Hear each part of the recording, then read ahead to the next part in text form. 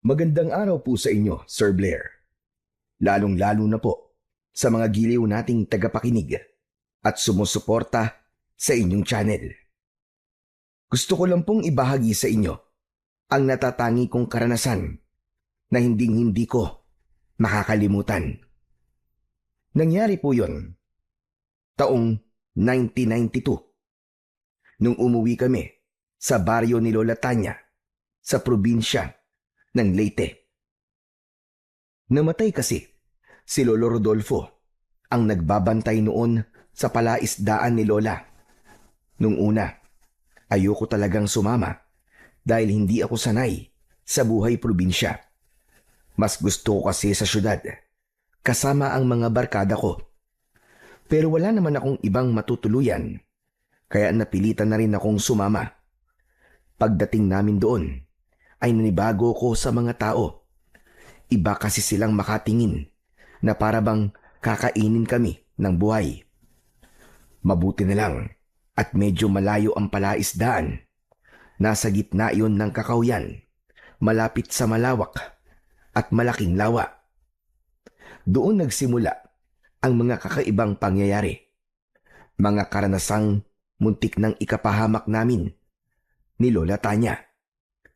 Bago ko po ituloy ang kwento, gusto ko lang pong sabihin na binago ko po ang pangalan at lugar para sa kaligtasan ng mga taong naroon.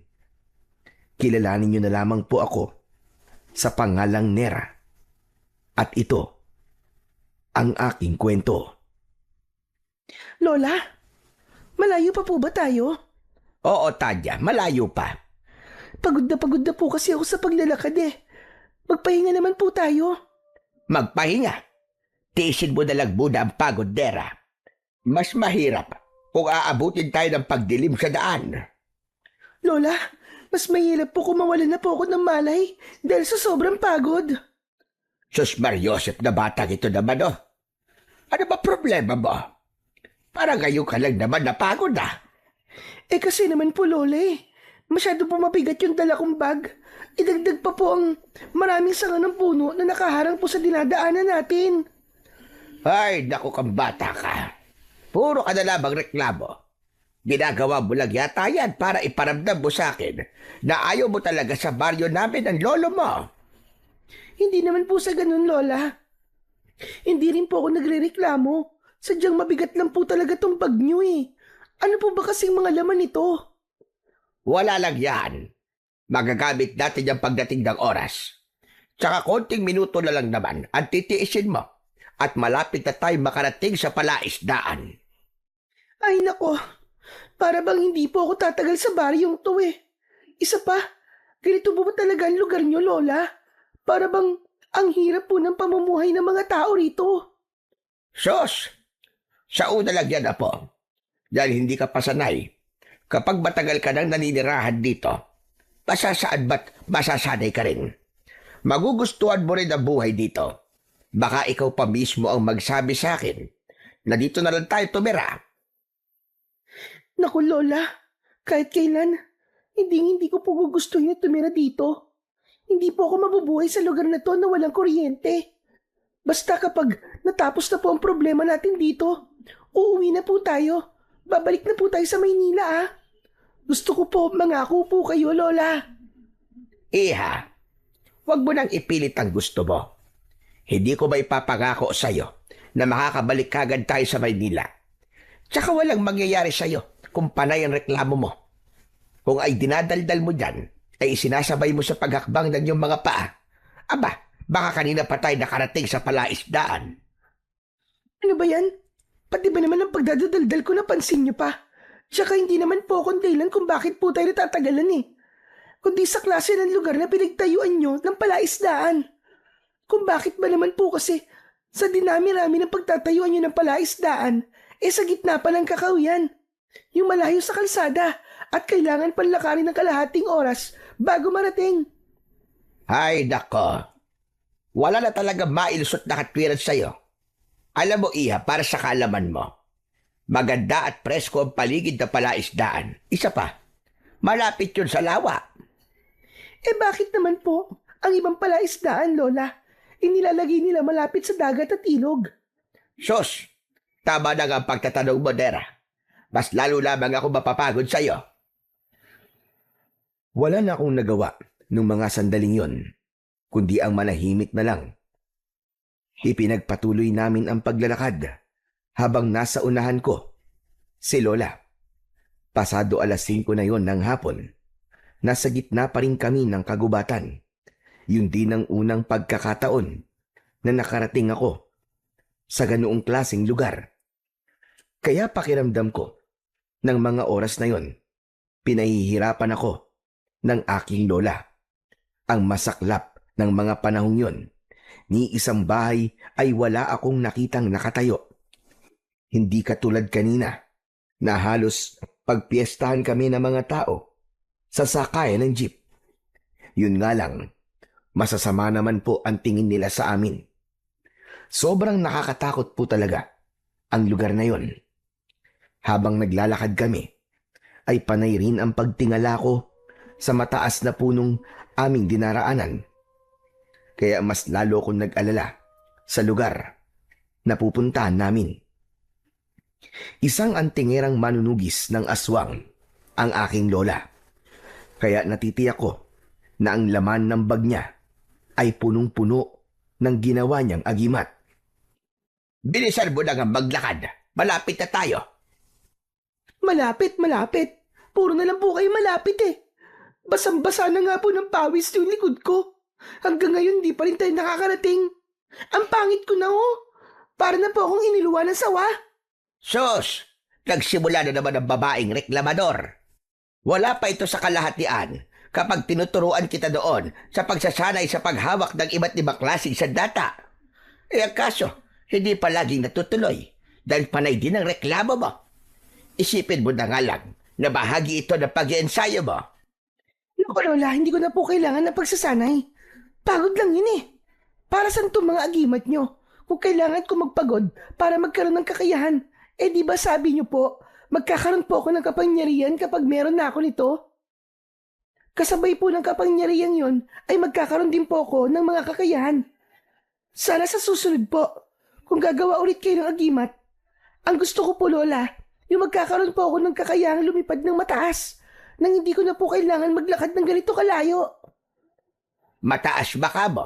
O sige, gagawa ako ng ganung agimat para kapag bumagsak ka, malakas din ang lagabog mo sa lupa. Lola naman seryoso po ba kayo? Oo naman, hindi ba't ikaw itong nangangarap ng gising? Kaya sinakyan ko lang ang mga kalokohan mo. Kalokohan daw? Hindi po kalokohan ang mga sinasabi ko. Totoo po talaga yun. Yun po ang gusto ko, Lola. Hay nako, ba't ba ang kulit-kulit mo, Nera? Bakit hindi mo nalang pag-aralan ng ritual at orasyon para mas matuto ka? Alam ko na po ang lahat Sanay na po ako sa pagsambit ng mga orasyon at ritual nyo. Bata pa lang ako noon, ay madalas na akong turuan ng aking lola sa pagsasagawa ng ritual. Kaya sa murang edad, ay alam ko na ang tungkol sa mga elementong nilalang ng kadiliman. Kaya naman, sanay na rin ako sa mga kakaibang gawain ng aking lola. Sa katunayan, ay suot ko ang isang agimat na madalas ay nakikita kong dinadasalan niya. Yun daw ay isang orasyon na magbibigay ng karagdagang bisa sa taglay nitong kapangyarihan. Sa kabila ng maraming istorya na ibinabahagi niya sa akin, kahit na kailan ay hindi pa ako nakakakita ng totoong aswang. Minsan ay naisip ko na baka hindi naman talaga totoo ang nilalang na nagtatago sa dilim. Na kaya sinasabi sa akin ni Lola yon para matakot akong lumabas ng gabi at hindi na sumama sa mga kaibigan ko.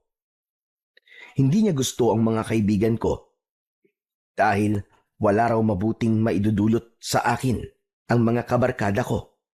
Kaya hanggang ngayon ay hindi ko pa rin nasusubukan gamitin ang aking sariling agimat. Maya-maya pa ay saglit kaming tumigil sa paglalakad. Sige na, magpahinga na muna tayo dito kahit ilang minuto lang. Pahingi nga ako ng tubig, Apo. Agad kong kinuha ang plastic bottle sa daladala kong bag. Saka iniabot yon kay Lola. Pagkatapos ay naupo kaming dalawa sa ugat ng malaking puno. Habang nagpapahinga kami, ay biglang nagsalita ang aking lola. Alam mo ba, Apo? Matagal na panahon na rin akong umalis sa baryong ito. Pero sa tingin ko, ay wala pa rin nagbago. Magsasalita na sana ako, pero bigla ang pagbundol ng kaba sa aking dibdib. Naramdaman ko kasi ng mga sandaling yon ang isang mabigat na enerhiya. Para bang may nakasunod sa amin at lihim na nagmamatsyag sa bawat galaw namin. Kaya naman, mabilis kong inilinga ang paningin ko sa paligid. Hindi naman yun nakaligtas sa pakiramdam ng aking lola. Kung ano man ang napapansin mo sa paligid, Apo, magkunwari ka na lang na wala kang nararamdaman o nakikita. Masanay ka na rin sa agimat mo na palaging magbibigay sa iyo ng ganyang klaseng pakiramdam. Ipapaliwanag ko sa iyo lahat kapag nakarating na tayo sa palaisdaan. Ano po, Lola? Teka, hindi ko po kayo maintindihan eh. Mas makakabuting magkunwari ka na wala kang nararamdamang presensya sa paligid kesa mag-usisa pa dahil hindi ka pa handa na makakita ng aswang na kanina pang nakasunod sa atin. At yan ang dahilan kung bakit kailangan natin magmadali. Mas mahihirapan tayo maglakad kung aabutan tayo ng pagdilim sa daan. Ngunit huwag ka mag-alala. Hanggat nandito ako, walang masamang magyayari sa iyo. Halika na, Apo. Umalis na tayo rito. Sa pagkakataong yon, mas lalong tumindi ang kaba sa aking dibdib. Alam ko, kapag nasa probinsya ay meron na masasamang elemento na nagbabantay sa paligid. Inisip ko na baka sa pagkakataong yun ay makakakita na ako ng aswang. Kapag nangyari yun, magagamit ko na ang agimat ko. Pero habang naglalakad kami, ay bigla rin nawala ang mabigat na enerhiya na nararamdaman ko kanina. Pagkalipas ng halos kalahating oras na paglalakad namin, sa wakas ay narating namin ang kinaroroonan ng palaisdaan. Bahagya akong nagulat sa itsura nun, lalo na sa itsura ng bahay ni Lola Tanya. Isang sementadong mansyon ang nakita ko at base sa pagkakasuri ko, sinaunang estilo yun ng bahay. Para bang panahon pa yon ng Kastila. Malungkot at masyadong tahimik ang paligid nun. Kaya naman, hindi ko na naiwasan na hindi magtanong sa aking lola. Lola Tanya, hindi ko po akalain na malaki po pala ang bahay niyo rito. Bakit po ba kayo umalis dito sa baryo? Umalis ako sa lugar na ito dahil sa iyo, Apo. Hindi ka na kasi kayang alagaan ng nanay mo noon dahil sa malubhan niyang karamdaman. Kaya kung ilang taon ka na ngayon, yun din ang bilang ng taon na nawalay ako sa asawa ko si Rodolfo. Nawala ako sa lolo mo dahil nagkahiwalay kami at namuhay siyang mag-isa rito. Akala ko kapag namatay si Lisa, ay makakabalik na ako sa piling ng lolo mo. Pero nanaig pa rin ang pagmamahal ng lolo mo sa iyo. Huwag daw kitang iwanan lalo pa at babae ka. Nakakalungkot lang isipin na namatay siya habang wala ako. Ako po pala ang dahilan kung bakit po namatay si Lolo Rodolfo na mag-isa. Sayang po, hindi ko man lang siya nakita at nakasama. Pasensya na po, Lola, ha? Dahil po sa akin, hindi niyo po nakasama na matagal si Lolo. Ay nako, kapag naaalala ko na mag-isa siya sa lugar na ito, hindi ko talaga maiwasan ang hindi malungkot para bang iniwan ko siya sa ere. Para bang bigla po ako nakonsensya. Lalo na po't alam ko na ako po ang dahilan kung bakit mas pinili niyo pong iwan si Lolo. Wala ka namang kasalanan, Apo. Hindi ikaw ang dahilan.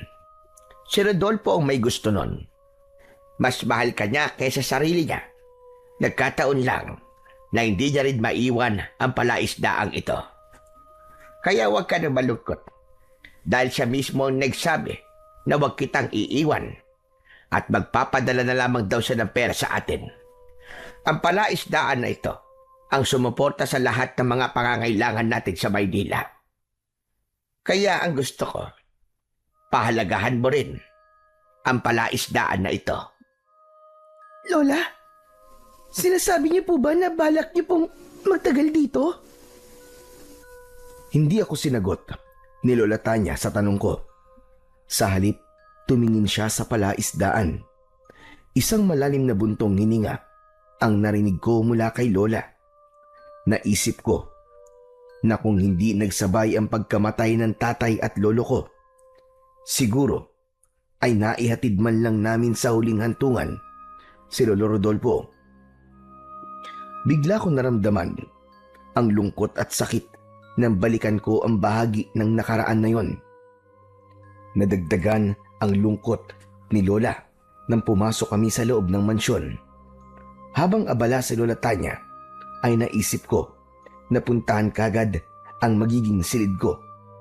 Pagpasok ko roon, ay tumambad sa aking paningin ang isang katre. Inilapag ko roon ang aking bag. Saka binuksan ang bintana. Natanaw ko ang likod ng bahay at sumalubong sa akin ang sariwang hangin mula sa kakawyan. Maganda naman sana ang lugar. Kaya lang ay wala akong makitang mga bahay na nakatayo malapit sa mansyon ni Lola Tanya. Grabe, ang lungkot naman ng lugar na to.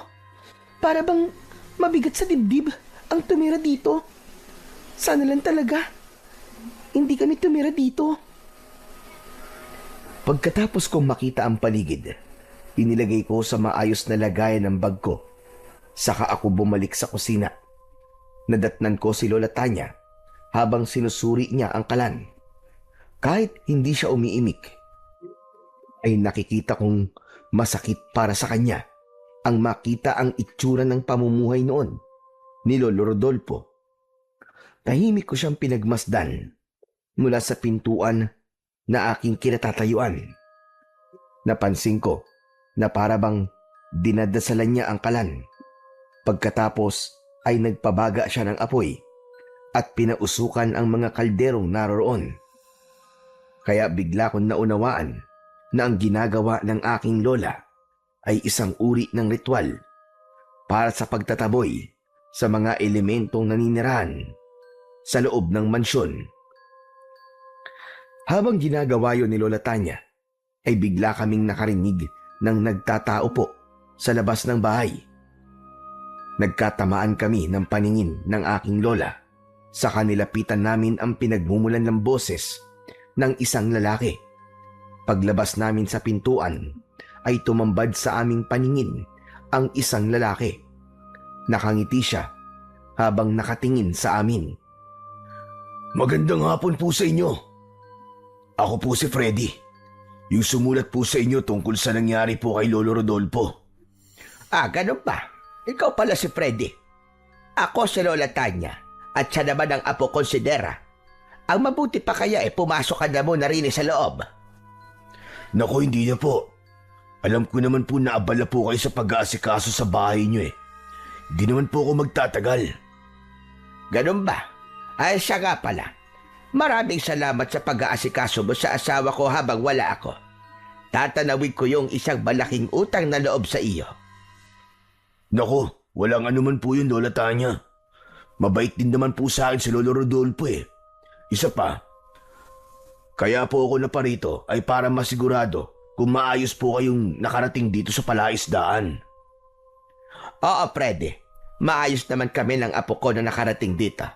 Medyo nanibago lang na kaunti. Ay siya nga pala, maiba tayo ng usapan. Tutal, nandito ka na rin naman. Pwede mo ba ako sabahan sa palaisdaan?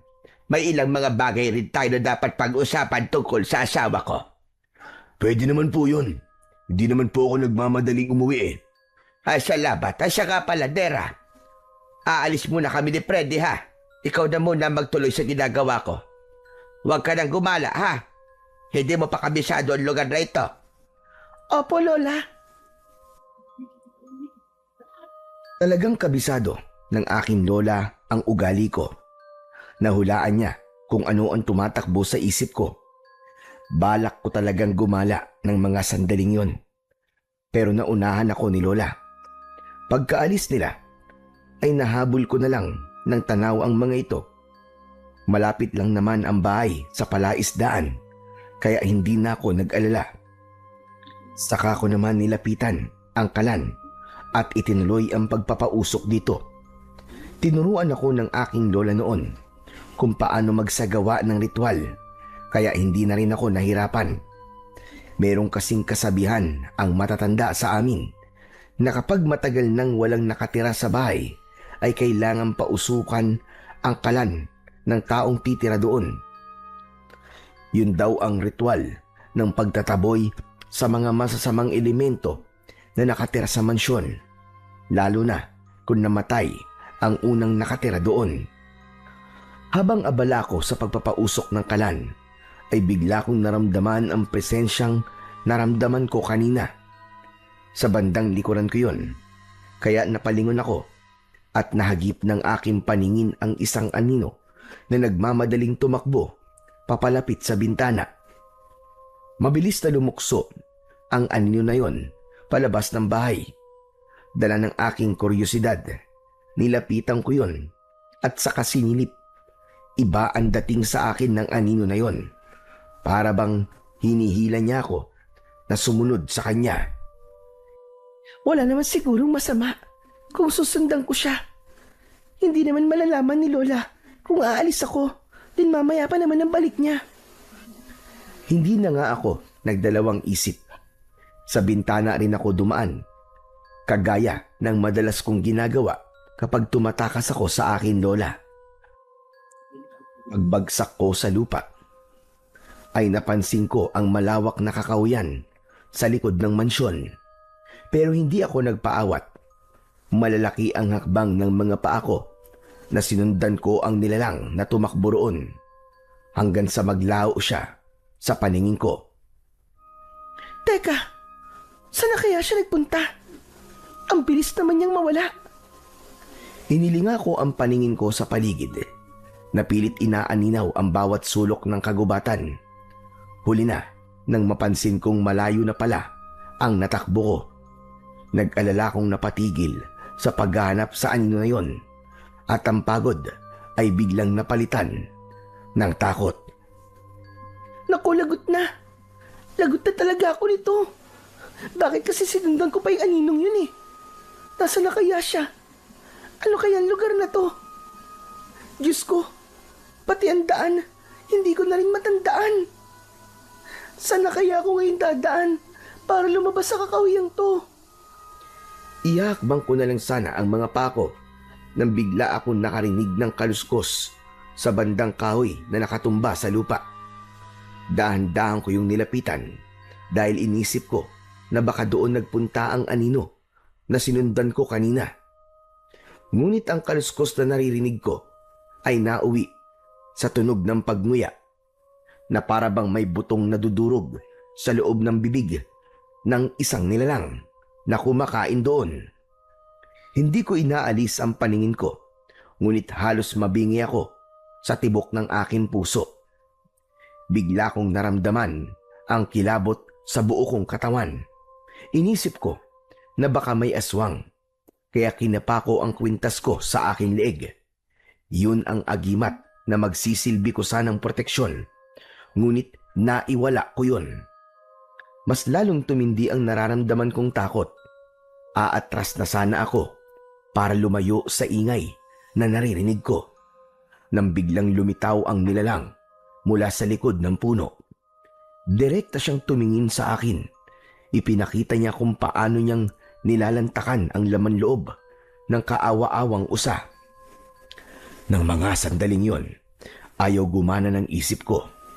Nagulat ako dahil alam ko na hindi siya ordinaryong nilalang, kundi isang aswang. Diyos ko, aswang! Huwag kang lalapit! Diyan ka lang! Biglang nanigas ang aking mga binti. Habang pinagmamasdan ko ang nilalang, nakangisi siyang humahakbang papalapit sa akin. Habang ang mapula niyang mga mata ay nanlilisik na nakatingin din sa akin. Umangil siya ng malakas na paatras ako at nakataas ang aking kanan na kamay na para bang sa pamamagitan nun ay magagawa ko siyang pigilan na lumapit sa akin. Takot na takot ako ng mga sandaling yon. Wag! Parang awa mo na! Huwag mo akong sasaktan! Nakikiusap ako! Huwag kang lalapit! Huwag kang lalapit! Imbis na tumigil sa paglalakad ng aswang, ay bigla siyang sumugod sa akin. Hinawakan niya ang tigkabilaan kong braso at ubod lakas niya akong kinagat sa balikat. Naramdaman ko ang pagbaon ng mahahaba niyang pangil sa laman ko. Dahilan para mapasigaw ako sa labis na sakit. Idagdag pa ang mga kuko niya na bumabaon sa braso ko.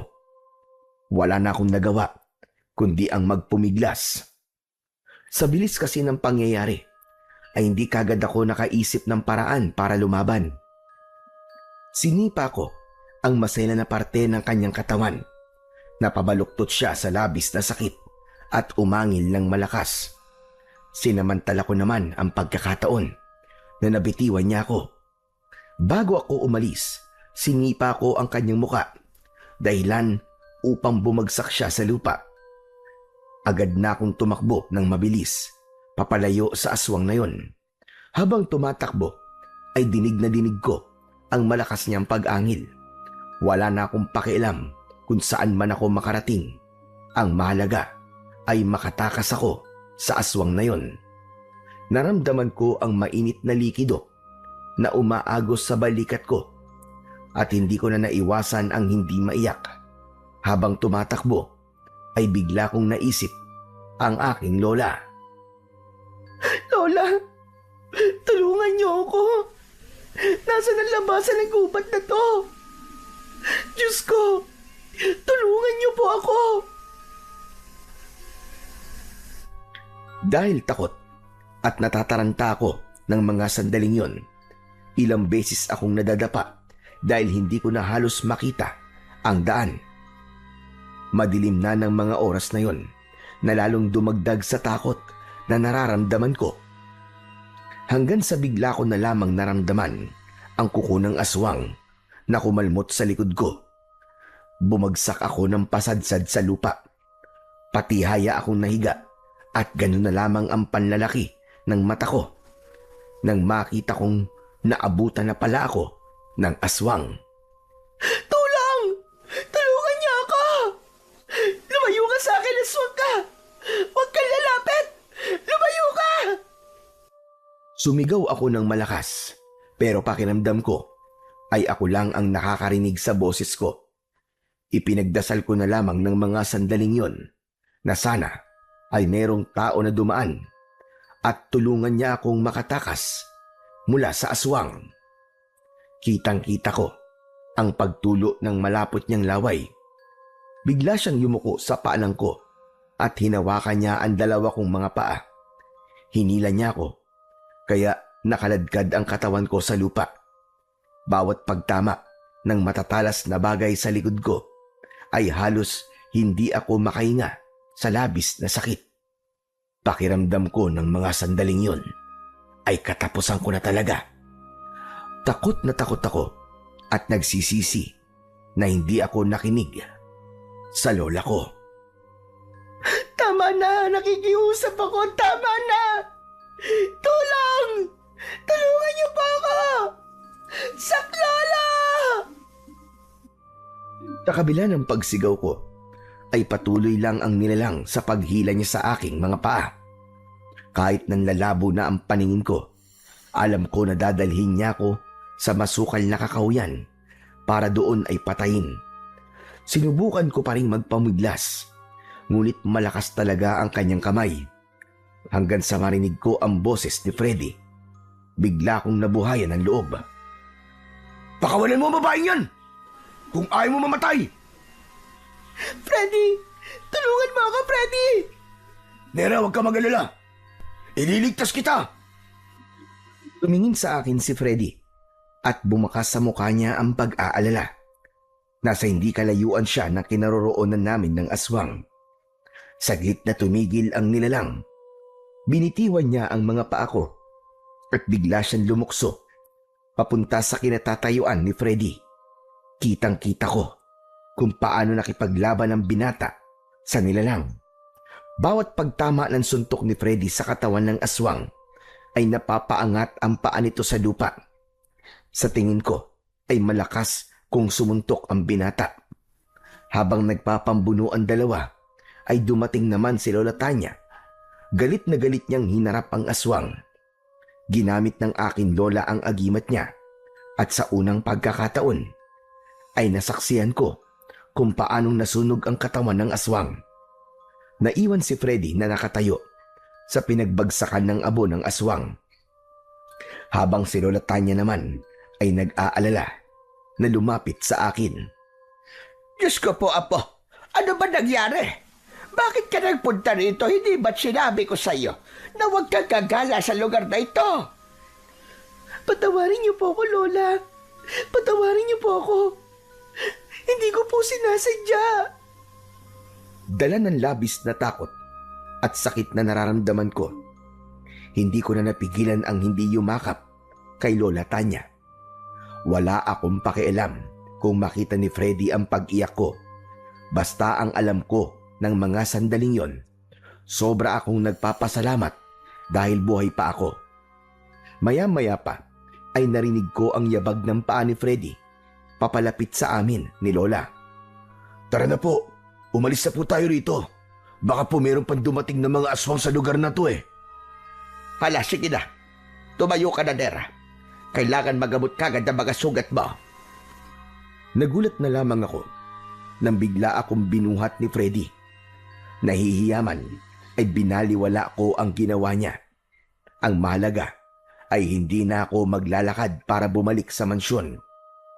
Kasunod namin si Lola Tanya na panay ang paglinga sa paligid. Pagkalipas ng ilang minutong paglalakad, sa wakas ay narating namin ang mansyon. Agad akong dinala ni Freddy sa loob ng aking silid. Pagkatapos si Lola Tanya naman ay mabilis na naghalungkat ng mga gamot sa bag ko. Inilabas ng matanda ang 3 bote na meron na kulay pulang likido. Nang maintindihan ni Freddy na gagamutin ako ni Lola Tanya, ay mabilis siyang lumabas ng kwarto ko. Kaming dalawa na lamang ni Lola Tanya ang nasa loob ng aking silid. Agad niyang binuksan ang takip ng bote at naamoy ko ang mabangong singaw ng laman nun. Yun ang dinikdik na katas ng ilang-ilang na merong kasamang orasyon. Mabisang gamot yun sa sugat na gawa ng aswang. Huwag kang malikot at nilinisan ko muna ang sugat mo. Kailangan mapigilan ko ang pagkalat ng lason. Naramdaman ko ang paghawi ng aking lola sa damit ko. Pagkatapos ay nilinisan niya ang sugat ko. Nang matapos siya sa panggagamot sa akin, ay nagtanong ako sa kanya tungkol sa nilalang na umatake sa akin kanina.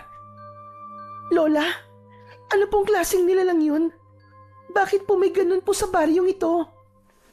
Sila ang mga aswang na kung tawagin dito ay Darkula. Isang nilalang na kumakain ng laman loob ng tao. Kalahi sila ng mga aswang na mandurugo. Sila ang mga nilalang na merong kakayahang manggaya ng muka at pagkatao ng nagiging biktima nila. Kahit isa pa yung hayop, basta napatay nila, ay magagawa nilang kopyahin yon. Ang napatay niya po ako kanina. Marahil, nagaya na po niya ang mukha ko. Oo, Apo. Kaya nga sobra ako nag-alala sa'yo. Akala ko talaga hindi na kita makikita.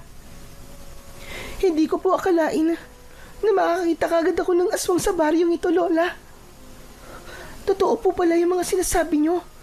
Ang akala ko po talaga niloloko niyo lang ako. Ganun po pala kumilos ang aswang. At kakaiba po ang kanyang anyo. Sobrang nakakatakot po. Nakakakilabot ang kanyang huni kanina. Pero nang makita ko po na nasunog siya sa agimat nyo, naisip ko po na mahalaga palang magkaroon ng isang agimat.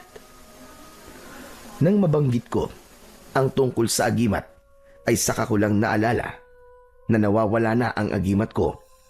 Hindi rin yun nakaligtas sa paningin ng aking lola. Teka, sandali lang. Nasaan nga palang agimat mo, Hanera? Pasensya na po, Lola. Hindi ko po namalayan na naiwala ko ang agimat kanina. Diyos ko na ba na bata ka, oo?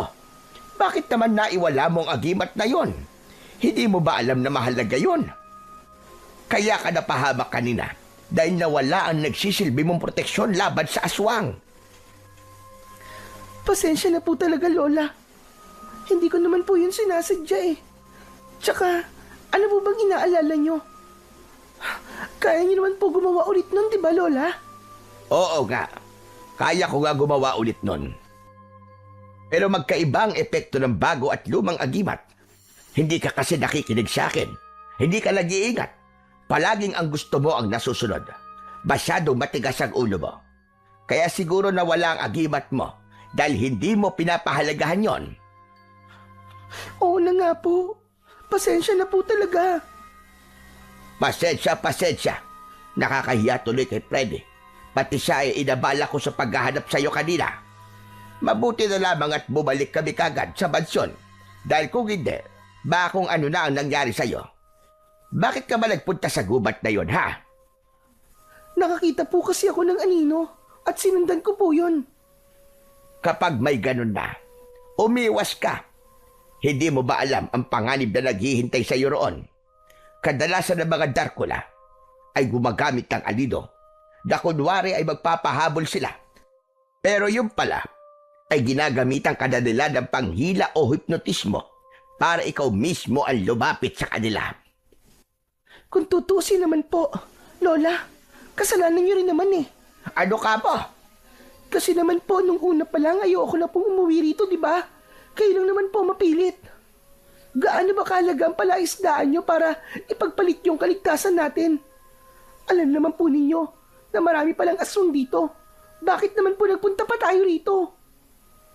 Hindi ko inaasahan na maririnig ko yan sa iyo, Dera. Pagkatapos bumalaban kung gaano kahalaga sa amin ang lolo mo ang palaisdaan na ito. Akala ko, pagkatapos kong ikwento sa iyo tungkol sa mga sakripisyo ng lolo mo, magbabago ang pananaw mo sa ginagawa ko.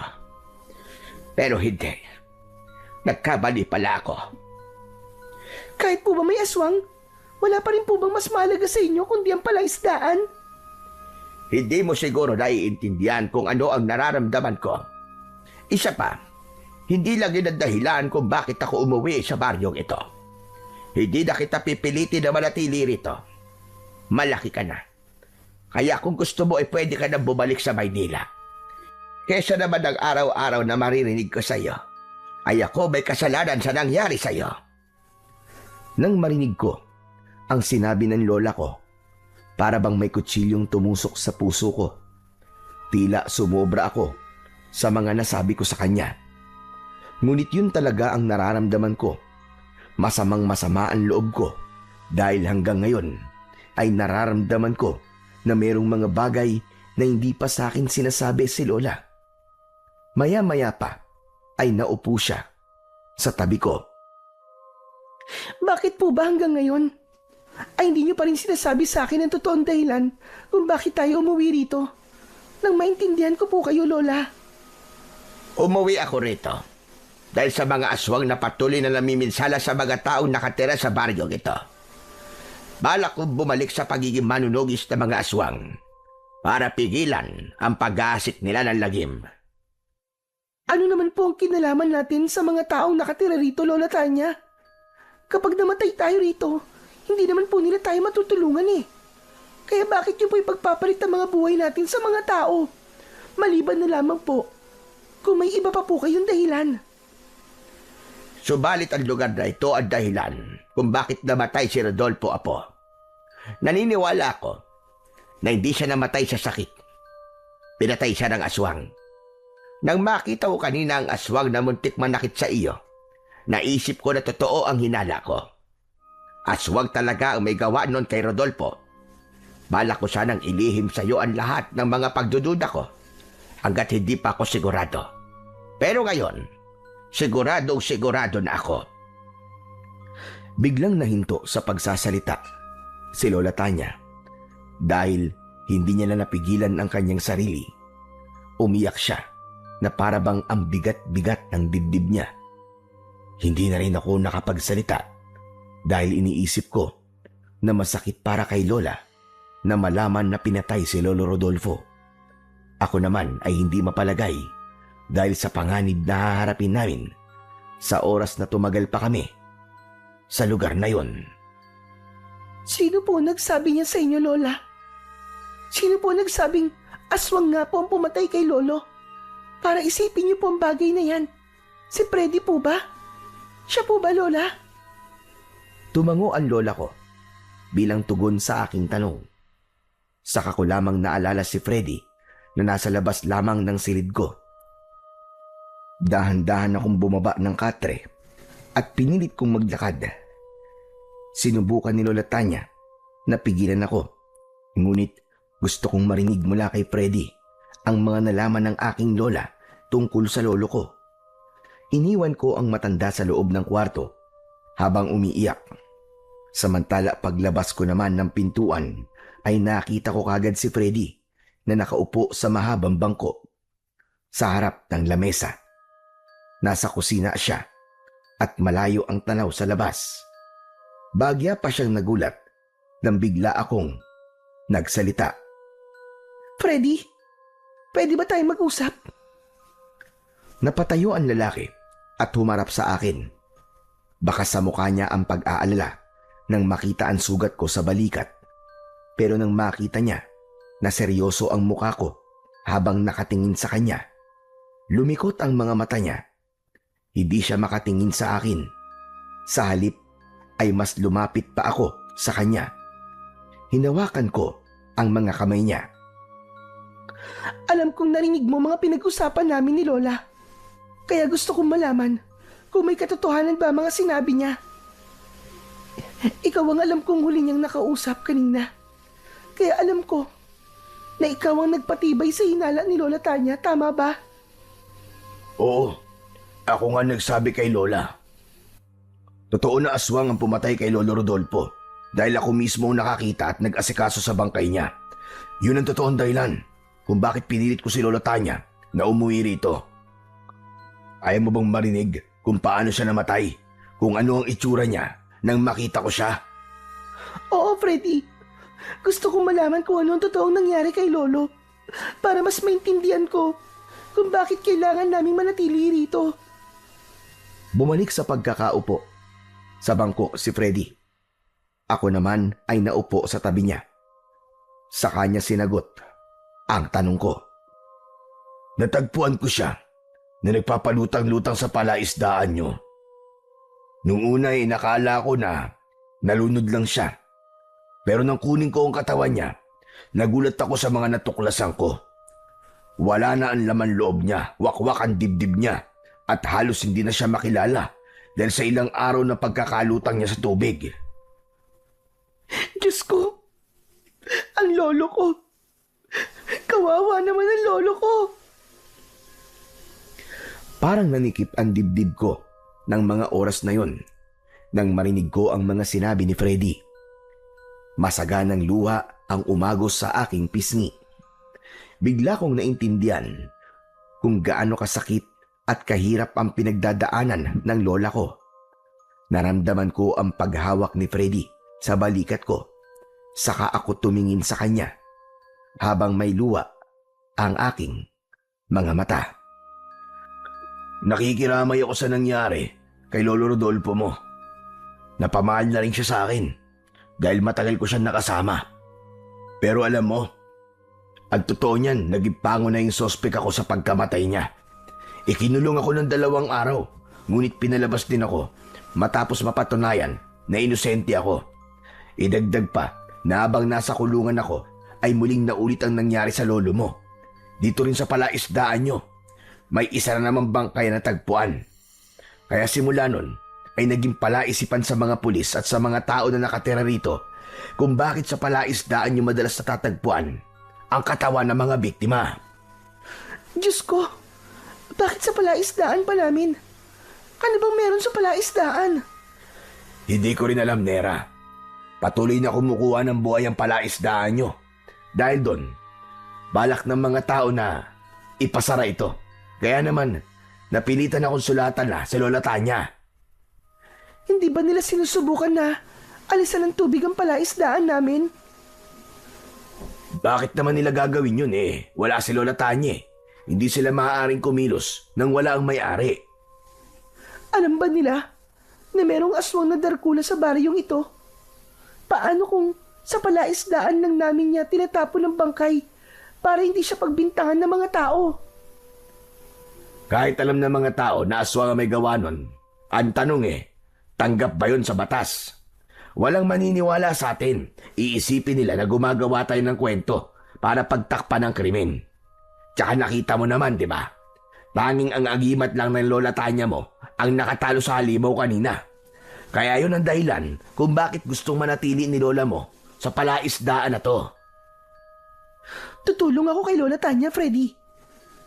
Bibigyan namin ng hustisya ang nangyari kay Lolo Rodolfo para mapatunayan na rin namin sa lahat na walang kinalaman ng palaisdaan namin sa pagkamatay ng mga biktima. Pero mapanganib, hindi biro ang mga aswang na makakalaban nyo ni Lola. Wala na akong pakialam, Freddy. Ang mahalaga ay hindi maipasara ang palaisdaan. Wala akong kaalam-alam na meron na palang mabigat na pinagdadaanan si Lola. Ngayon na lamang naging malinaw sa akin kung bakit gano'n na lamang ang tingin sa amin ng mga tao nang dumating kami rito ni Lola. Akala ko, kaya gano'n ang ikinigilos nila dahil bago lamang ako rito. Yung pala, marami nang namatay sa palaisdaan namin. Siguro iniisip nila na isinumpa ang palaisdaan namin. Tama ka. Iniisip nila na isinumpa ang palaisdaan nyo at may dala kayong kamalasan. Kailangan na may gawin ako. Kailangan mabago ang tingin sa amin ng mga tao rito. Isang malalim na buntong hininga ang narinig kong kumawala sa lalamunan ni Freddy. Mabuting tao ang binata dahil nararamdaman ko na tapat ang pagtulong niya sa amin ng lola ko. Kaya mabuti na lang na hindi masama ang tingin niya sa amin. Sa isang banda ay nakahinga ko ng maluwag dahil alam ko na merong matibay na dahilan si Lola Tanya para bumalik sa pagiging manunugis ng aswang. Nang matapos kami sa pag-uusap ni Freddy, ay nagpaalam na rin siya na umalis. Naiwan ako sa kusina na malalim ang iniisip. Maya-maya pa ay nagpasya na rin akong bumalik sa aking silid. Kaya nadatnan ko si Lola Tanya. Tulog na siya habang may luha sa mga mata. Kinumutan ko siya sa hinaplos ang buhok. Naiintindihan ko na po kung bakit sa kabila ng panganib ng lugar na ito ay mas pinili niyong bumalik para kay Lolo Rodolfo. Patawarin niyo po ako, Lola. Patawad. Isang malalim na buntong hininga ang pinakawalan ko at napatitig sa 2 bote na hindi naibalik sa bag ko. Dinampot ko ang mga yon at sinipat sa liwanag ng gasera na sinindihan kanina ni Lola Tanya. Pagkatapos ay nilagyan ko ng gamot ang mga sugat ko sa likod. Nang mawala ang pananakit nun, ay biglang bumigat ang talukap ng aking mga mata at agad akong nakatulog. Kinabukasan ay nagising ako sa mahihinang yugyug ng kamay ni Lola Tanya sa balikat ko. Bumangon ako at nagmulat ng mga mata. Nakita ko si Lola Tanya na may dalang 1 basong tubig at bagong paligo na siya. Iniabot sa akin ni Lola ang baso saka tumabi sa akin ng upo. Magpalit ka ng damit at pupunta tayo sa barangay para makiusap na huwag na nilang ituloy ang pagpapasara sa palaisdaan. Para malaman na rin nila na nandito na tayo. Kung ganun po, ay isasama niyo ako sa barangay hall? Oo, Nera. Kaya maghanda ka na at pupunta na tayo ron. Naku, mapapasabak na naman po pala ako sa lakaran. Kaya lang, Lola, masakit pa po ang sugat ko sa balikat. Hindi ko po kaya maglakad ng malayo, Lola. Hindi naman malayo ang barangay dito, Apo. Hindi rin naman kita pwedeng iwan dito mag-isa. Sige na, maganda ka na. Hihintay kita sa palaisdaan. Tumayo si Lola Tanya at lumabas ng silid ko. Ako naman ay nagpalit na ng damit at inayos ang sarili ko. Pagkatapos ay lumabas na ako ng aming bahay. Naglakad lang ako ng ilang minuto at natanaw ko na si Lola Tanya. Abala siya sa pagsaboy ng pagkain para sa mga isda. Nang makalapit ako sa kanya, saka lang siya tumigil sa pagpapakain sa mga isda. Lola, tayo na po. Para maaga po tayo makabalik sa mansyon. Medyo masakit pa rin po kasi ang sugat ko sa balikat eh. Tumingin lang siya sa akin. Pagkatapos ay dumukot siya sa bulsa at ibinigay niya sa akin ang isang uri ng kwintas. Tinanggap ko naman yun at sinipat ang palawit noon. Isuot mo yan at wag na wag mo nang iwawala. Yan ang mutya ng salabay na magbibigay proteksyon sa iyo para hindi na maulit ang mga nangyari kagabi. Kahit papano ay mababawasan niya ng sakit ng sugat mo. Hala, sige na. Isuot mo na nang makaalis na tayo. Agad ko yung isinuot sa leeg ko. Pagkatapos ay sinundan ko si Lola Tanya sa kanyang paglalakad. Tama ang sinabi ng aking lola na wala ang sakit ng sugat ko at kahit papano ay hindi ako nahirapan sa paglalakad. Pagkalipas ng ilang minuto, sa wakas ay narating namin ang gilid ng kalsada. Napansin ko na halos dikit-dikit ang mga bahay na naroon. Gawa ang mga yon sa kugon at kawayan. Sa likod naman ng mga bahay ay ang malawak na lawa. Hindi ko agad napansin na marami palang nakatirang tao roon. Lumabas ang mga tao sa kanilang bahay. Masama ang tingin nila sa amin. Ngunit binaliwala ko yun. Mas lalo kong pinakiramdaman ang kilos nila. Nag-alala ko na baka bigla kaming kuyugin ng mga tao dahil ang tingin nila sa amin ay may dala kaming kamalasan. Hindi ako bumitaw sa braso ni Lola. Ipinagpatuloy namin ang paglalakad hanggang sa makarating kami sa barangay hall. Nakita ko ang isang matandang lalaki na seryosong nakaupo sa harap ng lamesa habang abala sa pagbabasa sa hawak niyang papel. Magandang umaga sa iyo, Kapitan. Ako nga pala si Lola Tanya at kasama ko naman ang aking apo na si Nera. Ako naman po si Kapitan Eli. Ano po ba ang kailangan ninyo? Nabanggit kasi sa akin ni Freddy na balak mo raw ipasara ang palaisdaan ko. Yun ay dahil sa mga nangyari sa mga taong natatagpo ang patay doon. Ah, kayo po pala nagmamayari nun. Akala ko kasi sa Maynila na kayo maninirahan. Nasabi na pala ng anak ko sa inyo ang tungkol sa palaisdaan. Bueno, kayo naman po ay nandito na. Wala na pong dahilan para ipasara yon. Ngunit sa oras na merong mamatay ulit sa lugar na yon, kayo na po mananagot sa amin. Alam niyo po kasi, ang taong bayan ang nakiusap sa akin na kung maaari ay ipasara na yon. Pero kung tatanggapin naman po ninyo ang responsibilidad sa sinasabi ko sa inyo, ay pagbibigyan ko po kayo. Hindi ako makapaniwala. Natatay pala ni Freddy si Kapitan Eli. Wala namang kasing binabanggit sa akin ang binata. Sa pagkakataong yun, ay gusto ko sanang tumutol sa sinabing yun ni Kapitan. Ngunit naunahan akong magsalita ni Lola. Alam ko naman kung ano ang inaalala mo, Kapitan. Kaya nakahanda ako sa responsibilidad na sinasabi mo. Bigla akong nag-alala sa sinabing yun ng aking lola. Tutol ako sa pagtanggap niya sa responsibilidad. Mahirap yun, lalo na kung buhay ng tao ang pinag-uusapan. Akma na sana akong magsasalita, ngunit hinawakan ni Lola ang aking kamay. Tumingin siya sa akin, para bang pinipigilan niya ako na wag makialam. Kaya naman, wala na akong nagawa, kundi ang manahimik na lang sa isang tabi. Hindi ko alam kung ano ang tumatakbo sa isip ng aking lola. Basta nagtiwala na lamang ako sa desisyon niya. Nang matapos sila sa kanilang mga pinagkasunduan, ay umalis na rin kami sa lugar na yon. Walang gustong magsalita sa aming dalawa.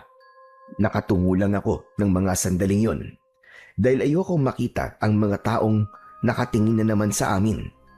Habang tinatahak namin ang daan pabalik sa palaisdaan, ay hindi na ako nakatiis.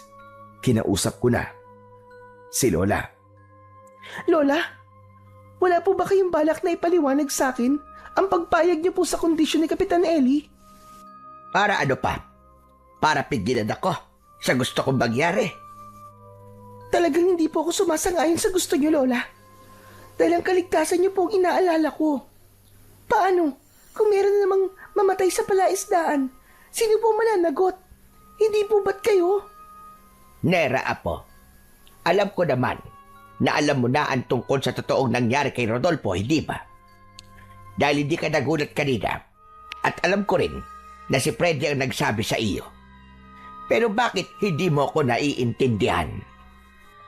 Tumigil si Lola Tanya sa paglalakad sa tapat ng palaisdaan at ibinaling ang paningin sa akin. Sana maunawaan mo kung bakit ko ito ginagawa. Masama ang loob ko sa nangyari sa lolo mo. Mas matatanggap ko sana kung namatay na lang siya sa sakit. Pero Apo, pinatay ang lolo mo ng isang aswang. At habang nabubuhay ako, hindi ako titigil hanggat hindi ko nakakabit ang hustisyang nararapat para sa kanya. Kung kinakailangan na bumalik ako sa pagiging manunugis ng aswang ay gagawin ko.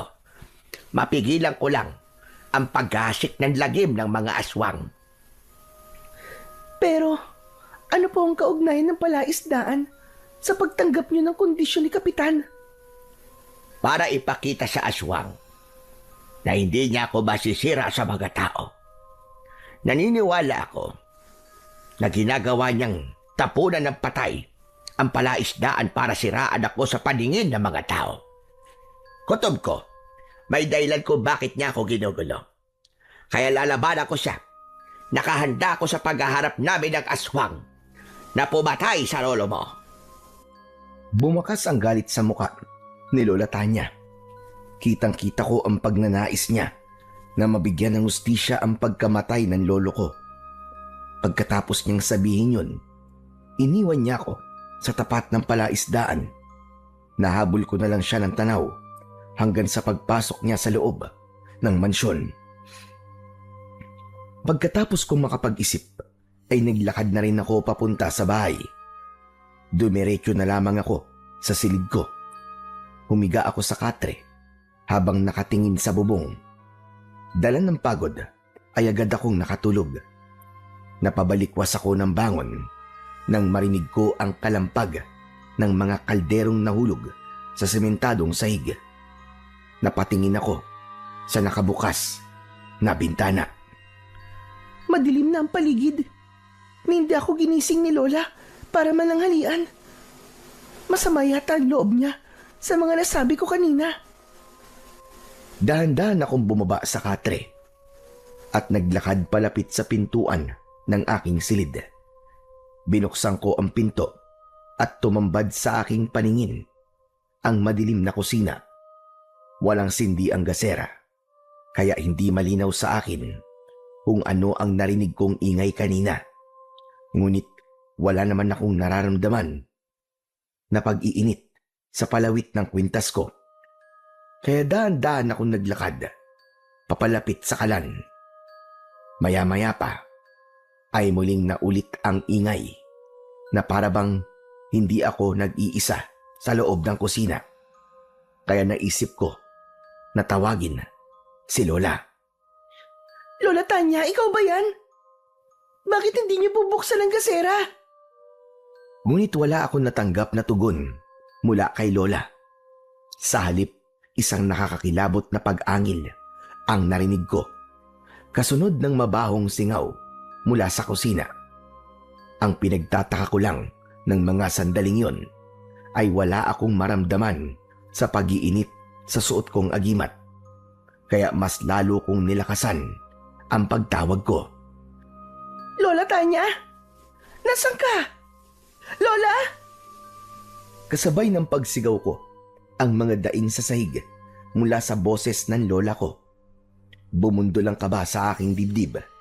Napaupo ako at sinubukan kong kapain ang sahig. Naisip ko na baka ang ingay na naririnig ko ay nanggagaling sa bumagsak na si Lola Tanya. Bigla ang pagsalakay ng takot ko. Mas tumindi ang naaamoy kong malangsa. Nagsimulang manginig ang mga tuhod ko. Lola, sumagot ka! Nasaan ka, Lola? Hindi po kita makita! Yumuko ako at pinagpatuloy ang pagkapa sa sahig. Pero bigla na lang na may tumamang kamao sa mukha ko. Bumagsak akong pasadsad sa sementadong sahig. Dahil doon ay natitiyak ko na meron na ibang nilalang ang nakapasok sa bahay namin at nasa panganib ang lola ko. Kahit wala akong nakikita, ay sinubukan kong iwasiwas ang kamao ko. Pilit kong inaabot ang kalaban na sumuntok sa akin. Maya-maya pa ay biglang lumiwanag ang suot kong mutya. Kahit papano ay nakatulong yon upang makita ko ang paligid. Nanlaki ang mga mata ko nang makita ko si Lola. Nakahando sa isa sahig. Meron siyang dugo sa noo. May kalmot din siya sa dibdib at nawawala ang suot niyang agimat. Agad akong lumapit at inilinga ang paningin sa paligid. Ngunit wala akong makitang ibang nilalang na naroon. Lola, ano nangyari? Sino po may gawa nito sa inyo? Nandito siya. Nandito siya, Apo. Lola, lakasan niyo po ang boses niyo. Hindi ko po kayo marinig. Ngunit nawalan na ng malay si Lola Tanya. Hindi ko alam kung ano ang gagawin ko ng mga sandaling yon dahil nag-aalala ko at naguguluhan sa mga nangyayari. Pinilit kong buhatin si Lola, ngunit bigla akong natigilan nang makita ang nilalang na nakatayo sa harapan ko. Halos manlaki ang mga mata ko nang makita ang isang nakakatakot na nilalang. Kulay berde ang kanyang balat, makintab na para bang basa. Kulay pula ang mga mata. Wala itong ilong, ngunit may pangil sa bibig na may bahid pa ng dugo. Nakadagdag sa takot ko ang dalawa niyang matulis na sungay. Napatayo ako at umasa sa liwanag ng suot kong mutya. Hayop ka! Sinaktan mo ang lola ko! Magbabayad ka! Magbabayad. Ang lola mo ang may utang sa akin. Binatay niya ang pamilya ko. Naniningil lang naman ako ng pautang. Wala akong alam sa mga pinagsasasabi mo. Bumalik ka sa impyernong pinanggalingan mo!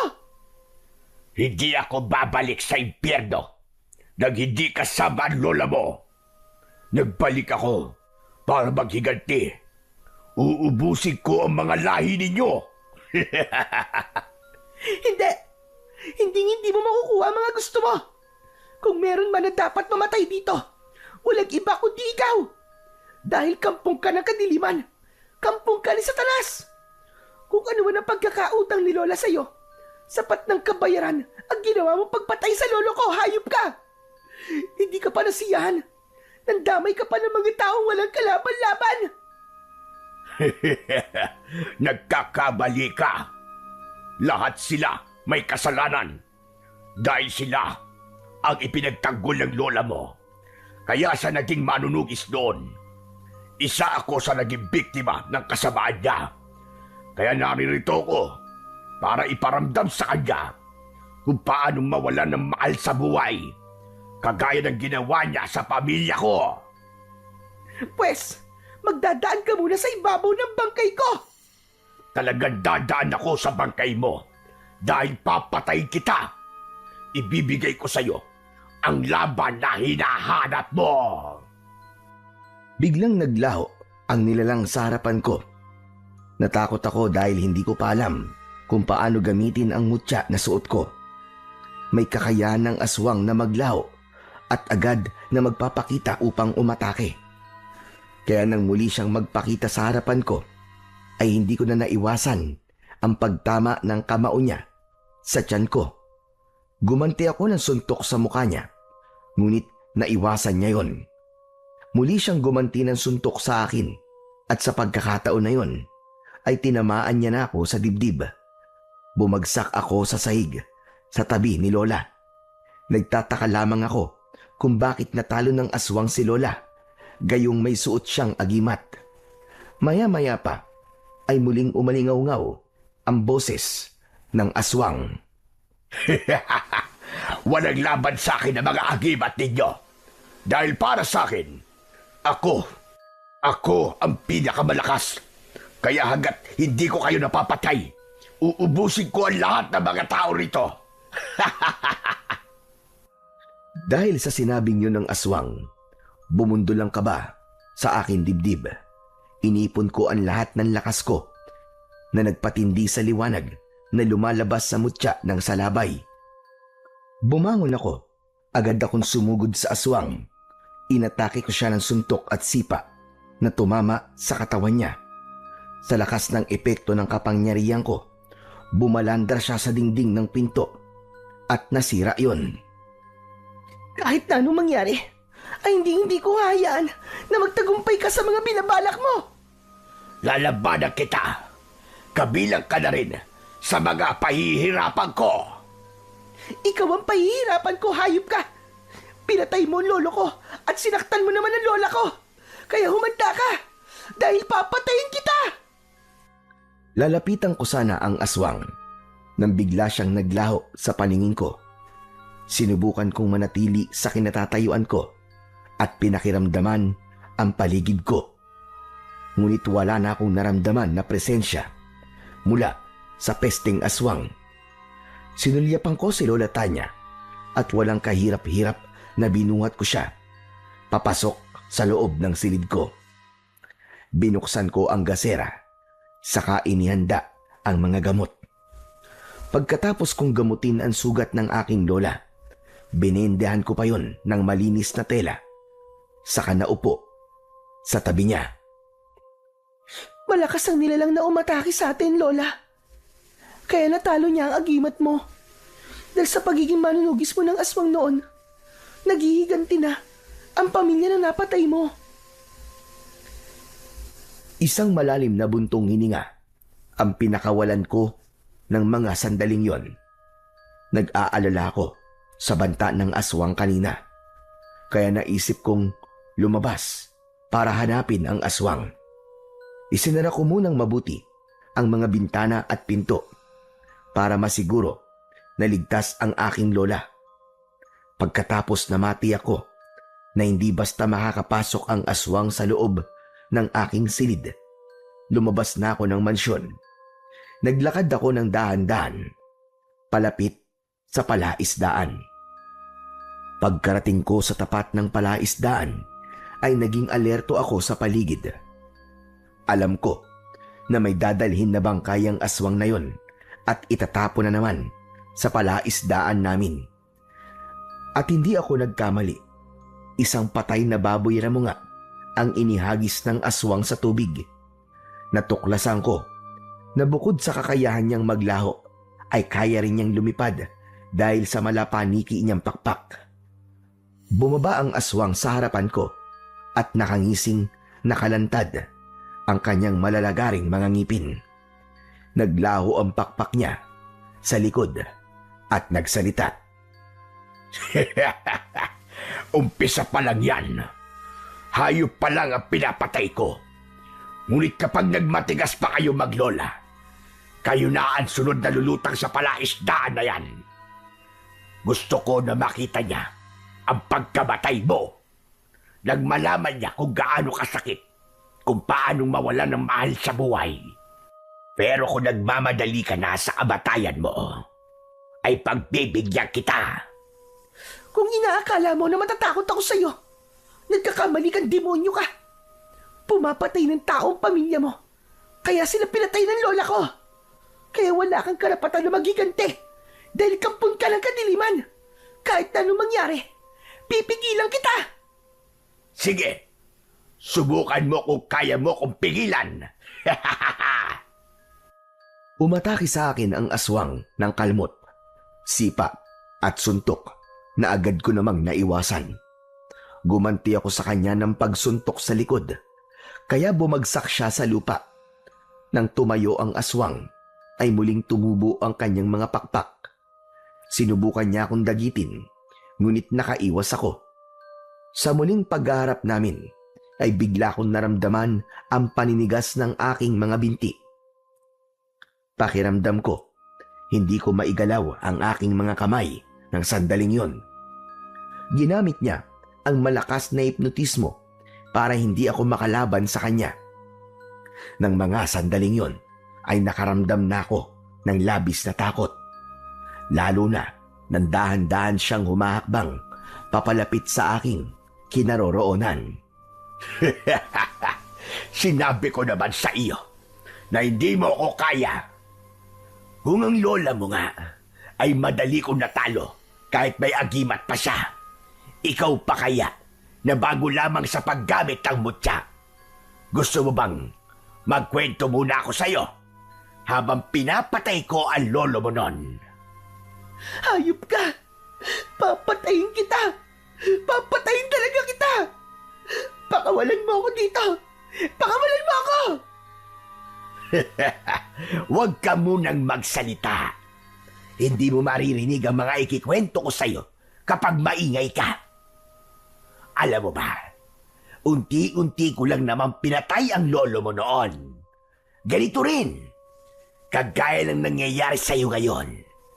Ang buong akala niya siguro ay mahina ako. Pakawalan mo ako, hayop ka! Lumaban ka ng patas! Patas naman akong lumaban Ayaw mo bang marinig ang kwento ko? Kung paano kong pinahirapan si Rodolfo? Kung paano kong hinugot ang laman loob niya sa loob ng kanyang tiyan? Pagkatapos, ipinatikim ko sa kanya ang lasa nun para naman patas para sa kanya. At siyempre, sinaluan ko siya nang hindi naman siya malungkot. Sigaw siya ng sigaw noon. Tinatawag niya ang pangalan ng magaling mong lola. Hayop ka! Halimaw ka! Papatayin kita! Sige, lakasan mo pa ang boses mo. Nagganahan naman ako habang nagkikwento. Alam mo bang, merong isang tao na sinubukan na tulungan siya. Ayun, nauna tuloy sa amo niya. At siyempre, ipinainom ko sa lolo mo ang dugo ng pakialamerong yon. Sayang, walang nakakaalam na patay na ang tapat niyang tauhan. Sinong tauhan na tinutukoy mo? Sino? Hulaan mo para masaya. Ano? Itutuloy ko ba ang pagkikwento? Alam mo, natatawa ako sa lolo mo eh. Kahit hirap na siyang huminga, pinagmumumura pa rin niya ako. Pinagbabantaan niya ako. Alam mo ba kung ano sumunod na nangyari? Ayon, winakwak ko ang dibdib niya. Kaya yon, maaga siyang nagbiyahe papuntang impyerno. Nang marinig ko ang kwento ng aswang, parang ako ang nasaktan sa nangyari kay Lolo Rodolfo. Nagpumiglas ako at pilit na kumawala sa malakas na puwersang pumipigil sa katawan ko. Maya-maya pa, ay biglang bumagsak ang aswang.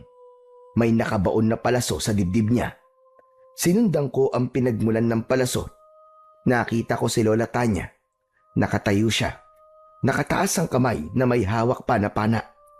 Kumislap ang suot na agimat ng lola ko. Indikasyong humihilom na ang sugat niya. Kaya naman, nawala ang malakas na puwersang pumipigil sa aking katawan. Dala ng labis kong galit, inatake ko kagad ng suntok ang aswang na nakahiga sa lupa. Pinutol ko ang palaso sa dibdib niya at paulit-ulit ko yung isinaksak sa katawan niya. Pero nagawa pa rin niyang maglaho At kahit wala na ang nilalang sa harapan ko, paulit-ulit ko pa rin sinuntok ang lupa. Pinigilan naman ako ni Lola Tanya. Apo, tama na! Tama na, Apo! Dumudugo na ang kamay mo, itigil mo na yan! Lola, ang hina ko. Hindi ko siya napatay. Alam ko na po ang ginawa ng aswang na yung kay Lolo Rodolfo. Kaawa-awa naman po si Lolo. Pinahirapan siya ng halimaw na yon. Hayop ang halimaw na yun, Lola. Napakahina ko. Mahina ko. Inutil. Walang kwenta. Niyakap ako ng maigpit ni Lola Tanya habang umiiyak. Kahit na anong gawin ko, hindi na mawala sa isip ko ang ginawa ng aswang kay Lolo. Tahan na, Apo, tahan na. Paghahandaan na natin ang pagbabalik niya. Sisiguraduhin ko na hindi na siya makakatakas. Lola, naghihiganti siya sa inyo. Pinatay mo raw ang kanyang pamilya. Kaya iniisa-isa niya ang pamilya niyo. Kaya po ba, pilit niyo akong sinasanay na gumamit ng mga sandata at tagimat? Dahil ang totoo, siya talaga ang pinaghahandaan niyo. Oo, Nera. Ngunit hindi ako nagsisisi. Maraming buhay ang naisalba ko noon. Alagad sila ng kadiliman na nag-aasik ng lagim. Dapat lang sa kanila ang mamatay. Pero paano po ang buhay na nawala? Ang buhay na nadadamay po ng dahil po sa inyo. Apo, kasama na sila sa ipaglalaban ko. Malinaw na po sa akin kung anong sinasabi ng hayop na yon. Kung hindi po ako nagkakamali, sinisiraan ka niya sa mga tao para itakwil ka. Tutulong po ako sa inyo, Lola. Ako po mismo ang papatay sa kanya. Nang kumalma na ang nararamdaman kong galit, ay inalalayan ako ni Lola Tanya. Hinuha niya ang pana na inilapag niya sa lupa. Pagkatapos ay sabay kaming naglakad pabalik sa bahay. Pagpasok namin sa loob ng mansyon, ay nagsindi kami ng gasera. Isinarado ng aking lola ang pintuan at mga bintana. Pagkatapos ay naupo siya sa tabi ko. Lola, ano po bang nangyari sa inyo kanina? Paano po kayo natalo ng aswang na yon? Hindi po ba't may suot po kayong agimat? Kutob ko, Apo. Kanina pa siyang nagbabatsyag sa atin at sinamantala niya ang pagkakataon na hindi ko siya nararamdaman. Magmula na dumating tayo sa baryo na to, ngayon lang nawala ang mga palatandaan sa agimat ko. Hindi ko siya naramdaman, kaya hindi ko siya napaghandaan. Sa tingin ko, ginamitan niya ako ng itim na mahika para mapigilan ang mga senyales na lalabas sa agimat ko. Kailangan natin mag-ingat dahil kaya niyang kontrahin ang kapangyarihan natin. Baka nakakalapit na pala siya sa atin nang hindi natin namamalayan. Kung sa bagay, kahit po ako, nahirapan po ako sa kanya. Wala po akong magawa para labanan siya. Makakaya mo siyang labanan na po. Natalo ka lang kanina dahil hindi mo pa alam kung paano gagamitin ang mutya na sa labay. Yan ang tatalo sa itim na kapangyarihan ng aswang na Darkula. Kaya magsasanay tayo sa paggamit mo ng pana at mutya. Hindi na maaaring maulit ang nangyari kanina, Apo. Dahil baka hindi na tayo makaligtas sa kanya. Sa pagkakataon na yon, ay naramdaman ko ang kakaibang tensyon. Nag-alala ko na baka sa muling paghaharap namin ng aswang na Darkula ay mabigo na ako at mamatay sa kamay niya. Kinabukasan ay maaga akong lumabas ng bahay. Nakita ko si Lola Tanya. Nakaharap siya sa mga lata na nakatali sa sanga ng puno. Hawak niya ang pana at sinusubukan na itutok yun sa mga lata. Nang makita niya ako, ay ibinigay yun sa akin ni Lola. Pagkatapos ay umatras at itinuro ang mga lata. Sige, tingnan natin. Patamaan mo ang mga lata na yan, Apo. Gawin mo ng buong maghapon hanggat hindi mo napapabagsak ang mga yan. Pero Lola, hindi naman po ako marunong gumamit nito eh. Kaya nga tinuturuan kita. Dahil hindi sa lahat ng oras ay kasama mo ko. Kaya pag-aralan mo na ipagtanggol ang sarili mo. Wala na akong nagawa. Ng mga sandaling yon, tinanggap ko na ang pana at binalahan ko yon ng palaso. Itinutok ko ang pana sa mga lata na nakasabit sa sanga. Dahil malakas ang hangin, hindi ko yun tinamaan. Ilang beses pa ako nagpakawala ng palaso, ngunit kahit isa ay wala akong tinamaan sa lata. Kaya naman, lumapit na si Lola sa akin at siya na mismo ang gumamit ng pana. Ipinakita niya sa akin kung paanong patamaan ang mga lata. Nanlaki ang mga mata ko dahil tumagos ang palaso sa lata at tumama pa yon. Sa kasunod nito, nakangiti naman si Lola nang muli siyang tumingin sa akin. Lola, ang galing nyo. Paano pong nangyari yun? Paano niyo po nagawa yun, Lola? Magagawa mo rin yon. Basta focus ka lang at patibayin mo ang dalawang braso mo. Huwag mong isipin na merong hangin. Ang isipin mo ay kung paano mo tatamaan ng mga lata. Hala, sige. Ikaw naman ang pumana sa mga lata. Subukan mo. Muling ibinigay ni Lola Tanya ang pana sa akin. Pagkatapos ay hinawakan ko yon ng maigpit. Itinaas ko ang kamay ko at sinunod ang sinabi sa akin ni Lola. Sinipat ko ang lata. Halos hindi ako humihinga ng mga oras na yon. Nang matiyak ko na sakto na ang posisyon ng pana ko, agad kong pinakawalan ang palaso. Nagulat ako nang tamaan ko ang lata. Sa lakas ng pagtama ng palaso sa lata, ay nahulog yun sa lupa. Hindi na tuloy maitago ni Lola ang labis na tuwa. Mahusay! Mahusay, apo! Nasa pulbo! Madali ka naman palang batuto. Nakakatuwa naman po, Lola Tanya. Hindi ko po akalain na magagawa ko po kagad patamaan ng lata. Alam kong magagawa mo, apo. Sige na, magsanay ka pa ng gusto. Ituloy mo lang ang ginagawa mo at ako naman magpapakain muna ako ng mga isda. Nang makaalis na si Lola Tanya sa harapan ko, ay muli akong nagsanay sa paghawak ng pana. Tumagal yon ng halos 1 oras. Dahil sa pagsisikap ko na matuto, ay nagawa kong maubos ang mga lata nang walang kahirap-hirap. Sa labis na kaligayahan na aking nararamdaman, ay sumunod ako kay Lola sa palaisdaan. Balak ko sanang ibalita sa kanya na nagawa ko na ang ipinag-uutos niya. Ngunit bigla akong natigilan mula sa aking kinatatayuan. Tanaw ko kasi na nag-uusap sina Lola, si Kapitan at si Freddy. Para bang seryoso sila sa kanilang mga pinag-uusapan. Pagkalipas ng ilang sandali, ay hindi na ako nakatiis. Agad akong lumapit sa kanila at naabutan ko na nagsasalita si Kapitan Eli. Kahapon ko lang nalaman, Lola Tanya, na merong mga aswang na gumagala sa lugar natin. Ipinagtapat na sa akin ng anak ko si Freddy ang tungkol sa aswang na pumatay kay Tatay Rodolfo. Nabanggit rin niya sa akin na dati kayo manunugis ng mga aswang. Gusto ko po sana na hingi ng tulong nyo.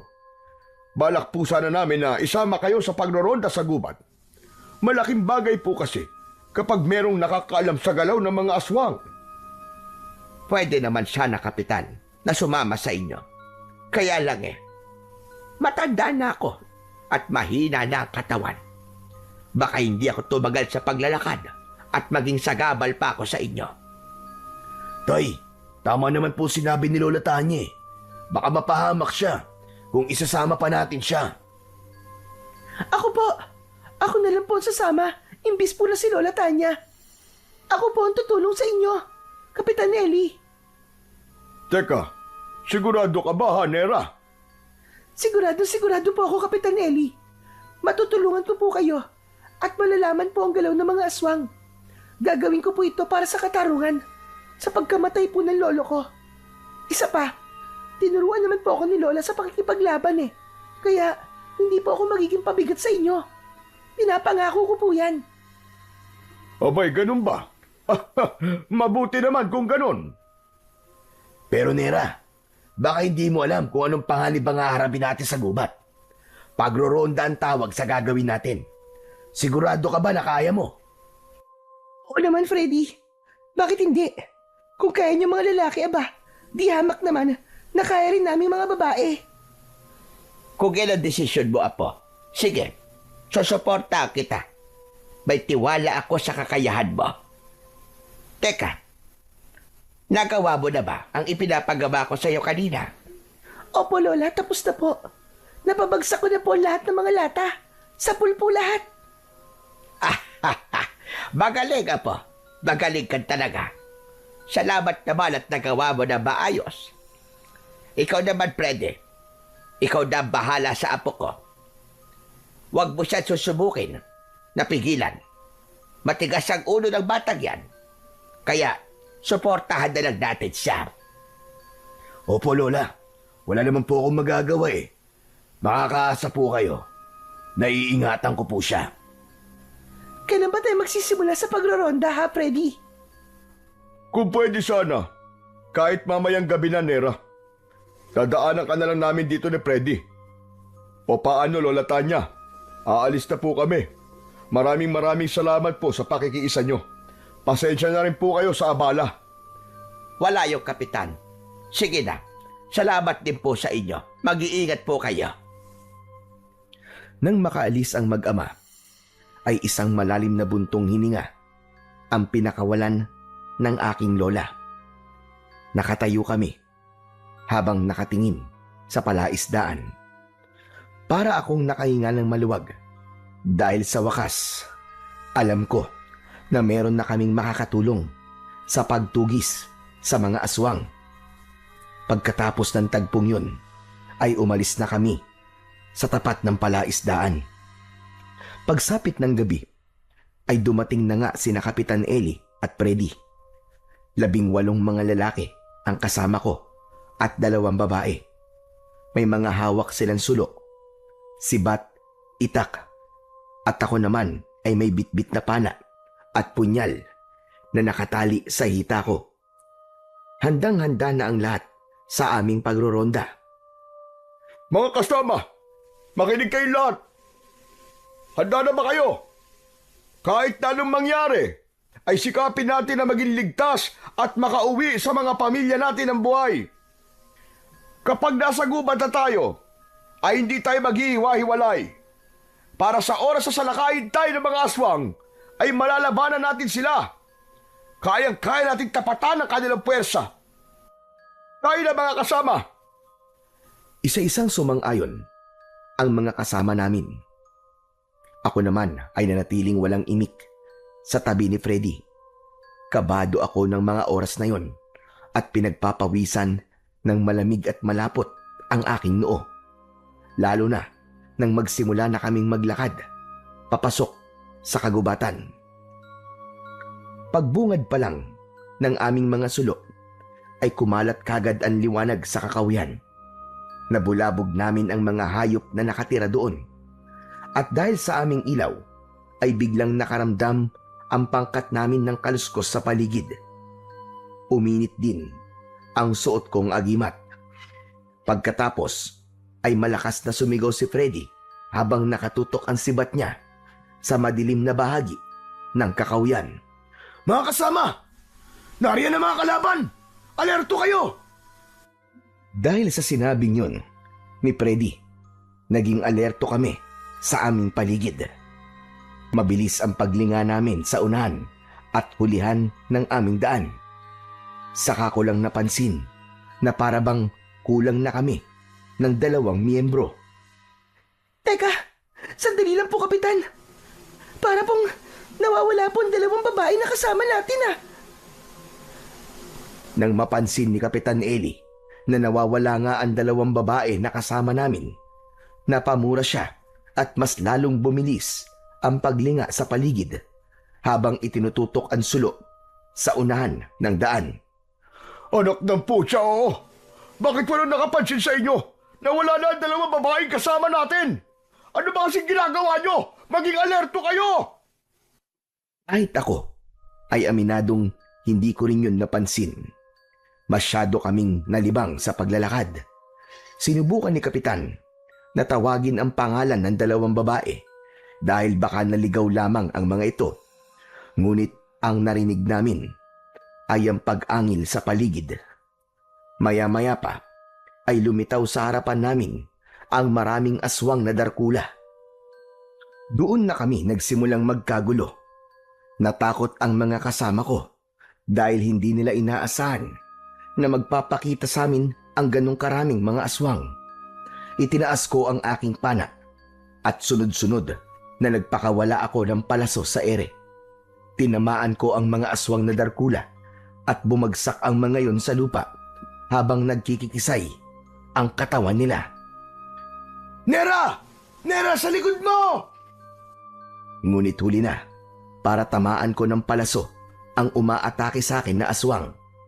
Dinagit ako ng aswang at inilipad ako sa impapawid. Nabitiwan ko ang hawak kong pana. Pero dahil sa suot kong mutya ng salabay, napaso ang aswang at nabitiwan din niya ako. Naramdaman ko ang pagtama ng katawan ko sa sanga ng puno. Ngunit nakakapit ako kaya hindi ako tuluyang bumagsak sa lupa. Mabilis akong bumaba sa puno at ginamit ang punyal na nasa hita ko. Agad kong sinalubong ang mga kalaban at nilaslas ang kanilang mga leeg.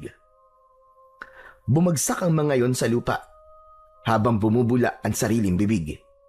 Lumilitaw ang malaasidong epekto ng aking kapangyarihan sa katawan nila hanggang sa tuluyan silang masunog at maging abo. Sa paglingon ko sa mga kasama ko, marami sa kanila ang nasugatan. Kaya naman, lumapit ako sa kanila at ako naman ang humarap sa mga aswang. Hoy! Ako ang harapin nyo! Mga impaktong buang kayo! Nagpasirko-sirko ako sa ere, papalapit sa mga kalaban ko. Bawat aswang na tamaan ng sandata ko ay bumabagsak ang mga yon sa lupa hanggang sa masunog ang katawan at tangayin ang abo ng hangin. Sa pagtayo ko para kumustahin ang mga kasama ko, napansin ko na nawawala sina Kapitan Eli at Freddy. Freddy! Freddy! Kapitan Eli! Nasaan po kayo? Sumagot kayo! Biglang bumundol ang kaba sa dibdib ko.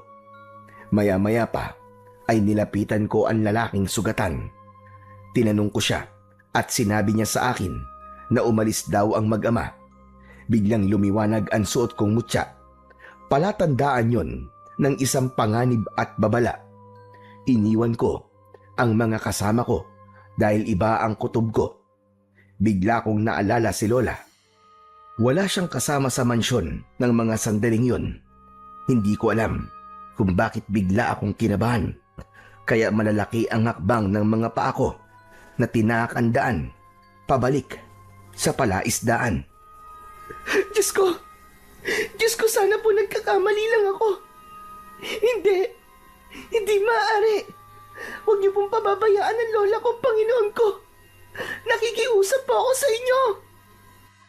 Lahat ng kaba na nararamdaman ko ng mga oras na yon ay mas lalong nagbigay sa akin ng matinding pagsisikap na makarating kagad sa mansyon sa palaisdaan. Pagkalipas ng ilang minutong pagtakbo ay narating ko na kagad ang kinaroroonan ng palaisdaan at hindi nga ako nagkamali sa babalang ipinaramdam sa akin ng aking mutya ng salabay. Nakita ko na pinagtutulungan ni na Kapitan Eli at Freddy si Lola Tanya. Hoy! Anong ginagawa niyo kay Lola Tanya? Akala niyo ba magtatagumpay kayo sa binabalak niyo? Tay, alam niyo na tungkol sa atin. Nawala na ang bisa ng itim na maika sa agimat niya. Kahit na bisto niya tayo, anak, hindi ko hahayaan na mabuhay siya. Sige na, patayin mo na siya! Pakawalan niyo si Lola! Bakit niyo siya sinasaktan? Pakawalan niyo siya! Hindi pa rin ba malinaw sa iyo ang lahat, Nera? O nagtatanga-tangahan ka lang? Pinaghandaan namin ang pagbabalik ninyo. Matagal ng patay ang may-ari ng mukha namin. Kaya madali lang sa amin ang mahulog kayo sa patibong namin. Ang bilis nyong magtiwala. Wala kayong kaalam-alam na may bisa ng itim na mahika ang mga agimat nyo para hindi nyo kami maramdaman. Pero ngayon, na natuklasan mo na ang pagkatao namin, wala nang dahilan para magtago. Mula sa harapan ko ay biglang nagbago ang anyo nila. Naging isang aswang na Darkula at si Freddy pala ay ang aswang na nanloob sa amin sa mansyon. Hindi na ako nagdalawang isip. Ginamit ko ang kapangyarihan ko para labanan ang dalawang aswang. Si Lola Tanya naman ay hinarap si Kapitan Eli. Ako naman ay kay Freddy. Nagpambuno kami. Kapangyarihan namin laban sa kapangyarihan nila. Sa una ay nahirapan ako dahil malakas ang kapangyarihang itim. Muntik mo na akong maisahan, Freddy. Hindi ko hahayaan na magtagumpay ka sa mga plano mo. Demonyo ka pala! Hindi ko rin naman hahayaan na magtagumpay ka. Dumating na ang paniningil namin ng tatay ko. Kaya naman, magbayad na kayo! Agad akong ginamitan ni Freddy ng kanyang itim na kapangyarihan para hindi ako makagalaw. Ngunit ginamit ko ang mutya ng salabay upang makontra naman ang kapangyarihan niyang pinakawalan. Lumitaw ang liwanag mula sa mutya at bumalot yon sa buo kong katawan. Pumikit ako at inusal ang isang orasyon na itinuro sa akin noon ni Lola Tanya. Unti-unting lumakas ang liwanag na bumabalot sa aking katawan. Dahil sa epekto ng aking mutya, tumalsik si Freddy at pasadsad na bumagsak sa lupa. Nilapitan ko siya at dahil sa matinding galit na nararamdaman ko para sa kanya, hinubad ko ang aking mutya at isinuot yun sa kanyang leg. Kitang-kita ko kung paano ang pagkikisay ng kanyang katawan habang sinusubukan niyang tanggalin ang kwintas na mutya. Mula sa aking harapan, natunaw siya at nasunog ang katawan hanggang sa maging abo at tangayin ng hangin. Nakita ni Kapitan Eli ang ginawa ko sa anak niya. Hindi maaari. Anong ginawa mo sa anak ko, Nera? Papatayin kitang hayop ka. Papatayin kita. Pero bago yon, uunahin ko muna ang matandang ito! Tinakal ni Kapitan Eli ang lola ko. Umangat ang paa ng aking lola sa lupa. Ngunit sa kabila ng hirap na nararamdaman niya, sinubukan niya pa ring ituro ang pana. Nera, apo ko! Taputin mo ang pana, bilisan mo! Patabaan mo siya sa ulo! Magmadali ka, apo! Nakita kong nasira ang agimat ni Lola, kaya wala siyang lakas para lumaban sa aswang na si Kapitan Eli. Wala nang ibang paraan. Dinampot ko ang pana sa lupa. Itinaas ko yun at itinutok ang palaso sa muka mismo ng kalaban, direkta sa ulo nito. 2 beses kong pinakawalan ang palaso. Bumaon ang mga yon sa mata at ilong ng aswang. Nabitiwan niya ang leeg ng lola ko. Pagkatapos ay binitiwan ko ang pana at kinuhang muli ang mutya ng salabay sa lupa. Tumakbo ako ng mabilis, papalapit sa kinaroroonan ni Kapitan Eli. Saka ko isinuot ang kwintas sa leeg niya at pinagmasdan ko kung paano siyang sinunog ng aking mutya. Naramdaman ko ang pagtayo ni Lola Tanya at tumabi siya sa akin. Magkasama kaming nanood kung paanong nasusunog ang katawan ng aswang hanggang sa maging abo. Sa wakas, natalo natin sila, apo. Tayong nagwagi. Wala na ang mga aswang ligtas na tayo pati na ang lahat ng mga taga rito. Teka, Apo, paano mo nga pala nalaman na inaatake ako ng mag-amang aswang kanina? Basta ko na lang naramdaman, Lola. Kung minsan po talaga, ang kutob ng isang tao ay nagkakatotoo. O baka, tinulungan po tayo ng Panginoon para hindi po sila magtagumpay sa kanilang mga binabalak. Iba talaga gumawa ng paraan ng Panginoong Diyos natin, anak. Mas malakas pa siya sa butya na taglay mo, Apo. Siya ang pinakamakapangyarihan sa lahat. Siya ang dakilang lumikha. Opo, Lola. At napatunayan ko po na palagi niya po tayong ginagabayan. Salamat. At nabigyan na po natin ng hustisya ang nangyari po kay Lolo Rodolfo. Nakakalungkot lang po kasi ginamit ang mukha ni Freddy para sa kasamaan. Siya pala ang tauhan na tumulong po kay Lolo noon. Isa siyang bayani, Lola. Ipagdasal na lang natin ang kaluluwa niya, Apo. Kaya huwag ka nang malungkot. Ang mahalaga ay matatahimik na ang kaluluwa nila dahil sa wakas ay napatay mo na ang mga aswang na pumatay sa kanila. Nang mga sandaling yon, ay saka lamang ako nakahinga ng maluwag. Sa wakas, ay natuldukan na ang paggasik ng lagim ng mga aswang na Darkula. Natutunan ko na hindi pala tama na basta na lamang magtiwala sa mga taong nagpapakita sa atin ng kabutihan. Dahil muntik na akong maniwala kay Freddy. Dahil talaga naman na maginoo siya at talagang tumulong sa amin ni Lola. Iyon pala ay bahagi lamang yon ng pagpapanggap niya para maisakatuparan ang paghihiganti niya. Hindi pala biro ang maging isang antingerang manunugis dahil marami ang nakakaaway at maaaring madamay ang pamilya. Sa ngayon po, ay muling bumalik sa katahimikan ang baryo, pati na ang respeto ng mga tao kay Lola. Tuluyan na po naming ipinasara ang palaisdaan at bumalik na kami sa Maynila.